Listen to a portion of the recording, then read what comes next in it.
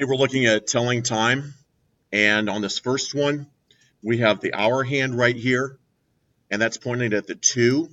So we know that that one is 2, and the minute hand is pointed straight up, so we know that that's 2 o'clock.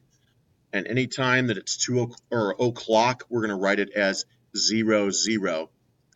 The next one, 1B, it's near the 1, but it's not quite to the 2. So that means that it's 1 o'clock. And then when we have these numbers right here, we're going to count by fives. So we can see it as 5, 10, 15, 20, 25, 30, 35, 40, 45. So this one would be 1:45. The next one's kind of similar to the first one, so we'll skip that one. And the last one that we're going to show is this 3A down here.